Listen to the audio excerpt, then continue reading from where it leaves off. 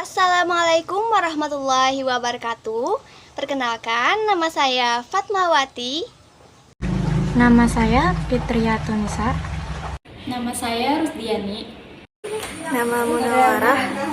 Nama saya Umi Salamah. Di sini kami akan memenuhi tugas dari mata kuliah Manajemen Sains Komputer yang diampu oleh Bapak Jumadi SAPMT. Kali ini kami akan menjelaskan tentang operating system pada komputer. Pengertian operating system. Operating system atau OS pada komputer adalah sekumpulan perangkat lunak atau software yang berfungsi sebagai pengatur semua sumber daya yang terdapat pada komputer. Yang artinya semua perangkat lunak berjalan di bawah kendali sistem operasi, mengakses perangkat keras lewat sistem operasi, dan mengikuti aturan-aturan yang dijalankan oleh sistem operasi. Operating system juga berarti di dalam bahasa Indonesia yang disebut sistem operasi. Tujuan operating system. Tujuannya adalah untuk menghubungkan manusia dengan komputer atau perangkat lunak dengan perangkat keras. Tujuan lain dari mempelajari operating system yang pertama, dapat merancang sendiri atau memodifikasi sistem operasi yang telah ada dalam suatu kebutuhan kita. Yang kedua, dapat menilai sistem operasi dan memilih alternatif sistem operasi yang sesuai tujuan rahasia komputer yang hendak dibangun. Yang ketiga, dapat meningkatkan pemanfaatan sistem operasi sehingga meningkatkan kinerja sistem komputer. Untuk sejarah perkembangan operating system, generasi pertama yaitu pada tahun 1945 sampai dengan 1955. Pada generasi ini, sistem komputer belum dilengkapi dengan sistem operasi, tapi beberapa fungsi dasar sistem operasi telah ada. Misalnya, FMS atau yang disebut dengan Foreign Monitoring System dan IBS-YS. Keduanya merupakan bagian yang fungsinya merupakan komponen dari sistem operasi. Generasi kedua yaitu pada tahun 1955 sampai dengan 1965, IBM mengeluarkan keluarga komputer dengan sistem 360. Beberapa kelas komputer S/360 dirancang agar kompatibel secara perangkat keras. Sistem per 360 atau dikenal dengan S/360 menggunakan sistem operasi OS per 360. Sistem 360 berevolusi menjadi sistem 370. Generasi ketiga 1965 sampai 1980, perkembangan sistem operasi berlanjut dikembangkan untuk melayani banyak pemakai interaktif sekaligus. Pemakai-pemakai interaktif berkomunikasi lewat terminal secara online atau secara langsung dihubungkan ke komputer. 4. Generasi keempat 1980 sampai 1990-an. Generasi ini ditandai dengan berkembang dan meningkatnya komputer desktop pribadi dan komputer jalinan. Sistem operasi telah memberikan antarmuka grafisnya. D. Tugas operating system. Tugas operating system yaitu bertanggung jawab mengatur dan mengontrol kerja hardware atau perangkat keras serta menjalankan software atau aplikasi di dalam sebuah sistem komputer. Maksudnya, sistem operasi berfungsi mengontrol fungsi perangkat keras seperti memori, CPU, hard disk, dan perangkat keras lainnya, dan juga mengatur fungsi program software agar terhubung dengan perangkat keras tersebut. E. Tujuan operating system. Tujuan operating system untuk menghubungkan manusia dengan komputer atau perangkat lunak dengan perangkat keras. Selain itu, sistem operasi memungkinkan sumber daya sistem komputer untuk digunakan dengan cara efisiensi.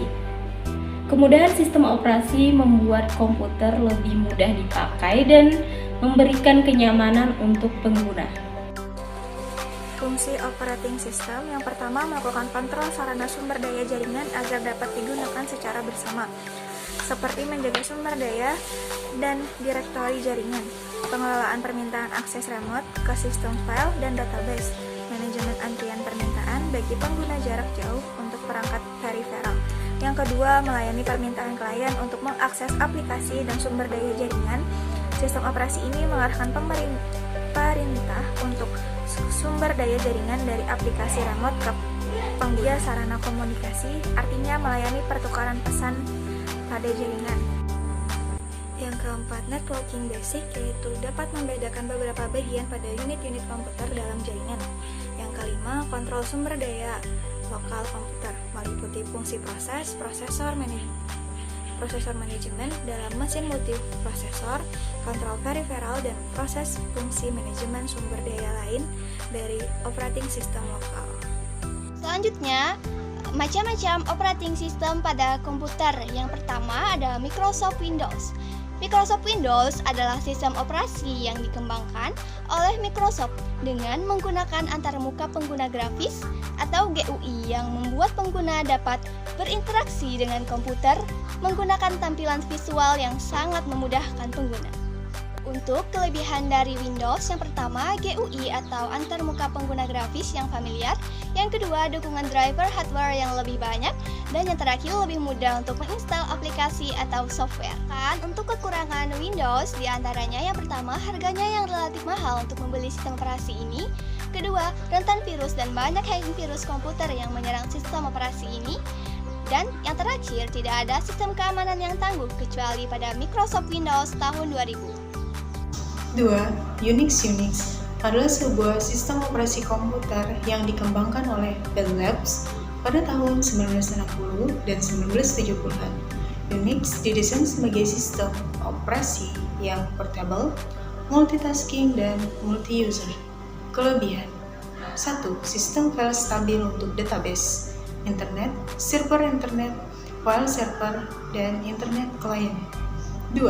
Stabilitas yang terkenal dan kinerja yang lebih baik dibandingkan dengan Windows NT. 3. Telah tersedia sistem operasi Unix versi hampir gratis kekurangan. 1.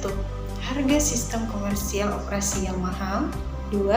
Kecepatan inovasi Linux lama-kelamaan mendesak sistem Unix komersial. 3.